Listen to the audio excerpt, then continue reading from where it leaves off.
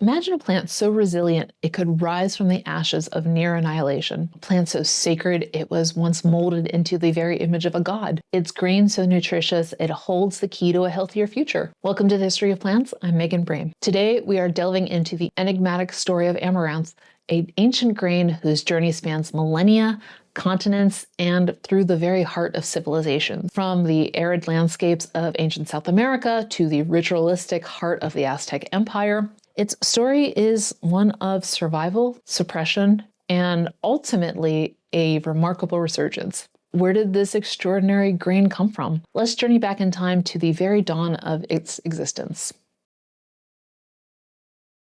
Story begins approximately 6,000 to 8,000 years ago across a wide area of what we now call South and Central America. It kind of makes you wonder just how these early people discovered the usefulness of amaranth. It's likely a process, in my head, of trial and error with, carefully observing animals eating it and thinking okay, they didn't die, so let's experiment a little and try it out. I'm not sure. That's just my theory. Regardless, something led those people to realize amaranth's potential as a staple grain that could support entire societies thanks to its rich nutritional value. They carefully planted, tended, and harvested this valuable crop season after season, year after year. But these farmers weren't simply growing food. They were building a relationship with amaranth, a relationship that would shape their cultures and help them survive and flourish. But the story of amaranth's beginnings is more complicated than it seems. Scientists are still debating exactly how it was domesticated. Did it all start in one place, in some kind of original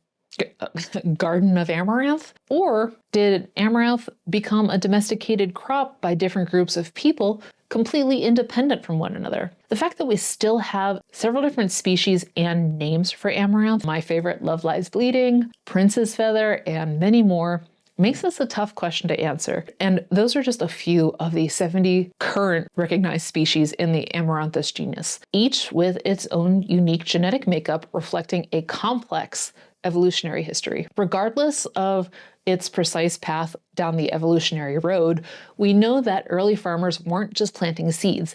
They were acting like primitive geneticists by choosing the plants with the best traits, bigger seeds, higher yields, resistance to pests. They were shaping amaranth's development. While selective plant breeding might seem like a modern innovation, this process, which has been carried out over generations, is almost as old as agriculture itself, and it transformed wild amaranth into the domesticated crop that fed many ancient societies. Evidence suggests that amaranth was used in many ways.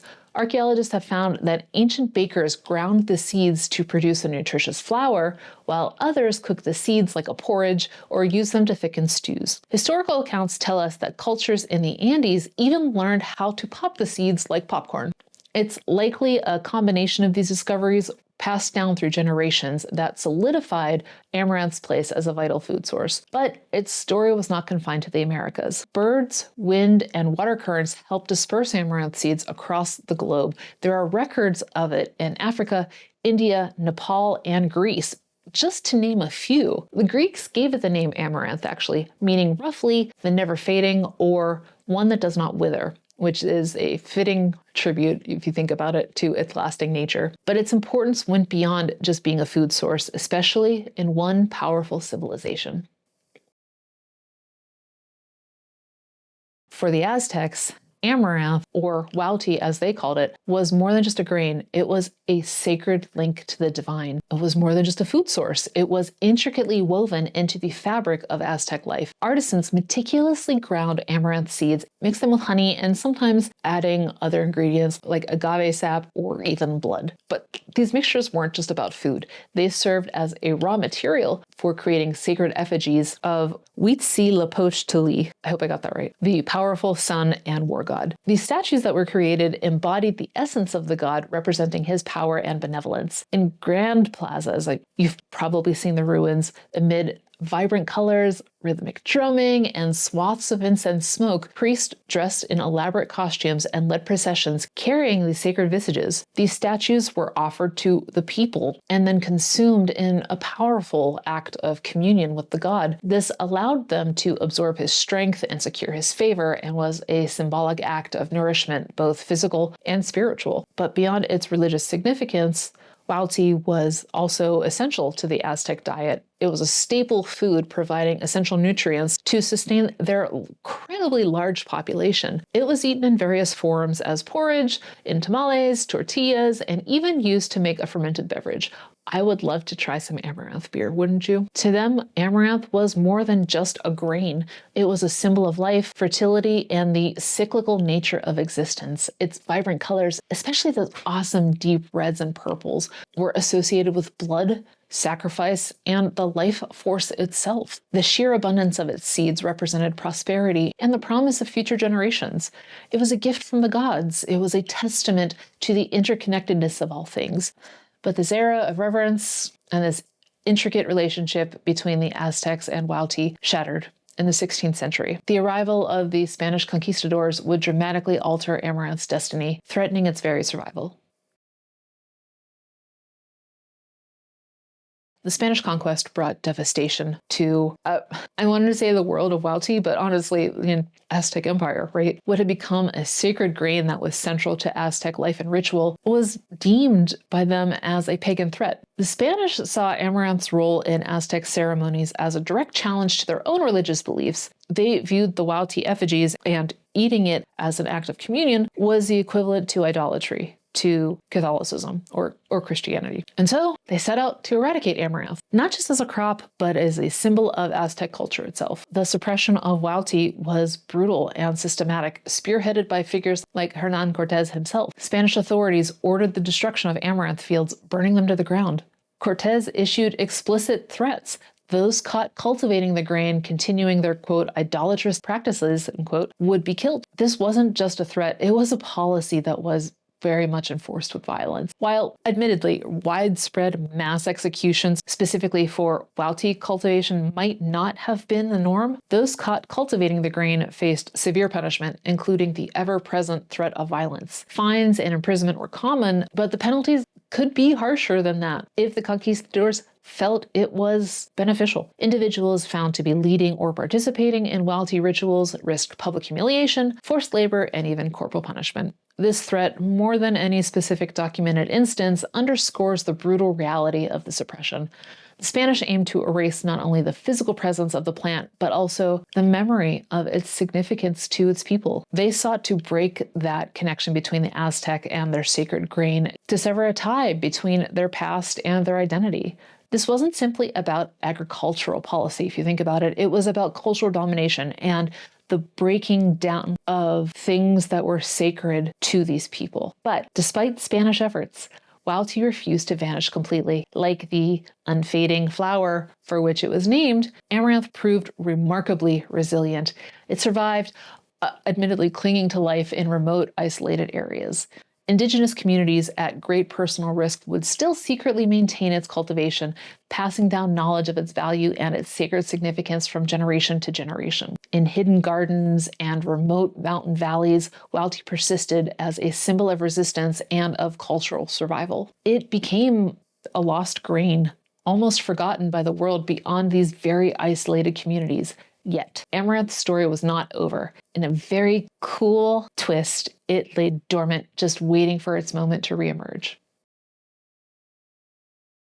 Amaranth spent centuries hidden, a secret treasure held by a few, clinging to life in those isolated communities. From revered grain to reviled weed, its fate took a really dramatic turn. It is almost unbelievable, the propaganda against this plant, like it was once sacred, and now some of its own kind is called pigweed. Pigweed! The audacity. We don't have many records of how it survived in other cultures because it wasn't as significantly or symbolically significant, I should say, than it was to the Aztecs. But suffice to say that the Aztecs probably had the most interest in keeping amaranth alive. And so the fact that they were the ones targeted to have it eradicated is, I don't know, not great. Putting it very mildly. But beneath that unassuming exterior, a treasure trove of nutrition was waiting to be rediscovered. And in the 20th century, the scientific community finally took notice. Amaranth's resilience paid off big time. It wasn't just shedding its pigweed label, it was exploding onto the scene as a potential superfood, thanks to a resurgence in scientific interest. The National Research Council's 1984 report, Amaranth: Modern Prospects for an Ancient Crop, played a key role in bringing amaranth into the spotlight. Researchers were drawn in by its incredible nutritional profile, the high protein, the abundance of fiber, its essential amino acids, and being gluten-free made it a lifesaver for people with dietary restrictions. Growing research continues to explore its potential health benefits, from its cholesterol-lowering properties to its potential role in managing blood sugar. Word of amaranth's incredible health benefits began to spread, and it took off. It popped up in everything from breakfast cereals and baked goods to protein bars and even cosmetics. We're also rediscovering amaranth's vibrant It's on a timer.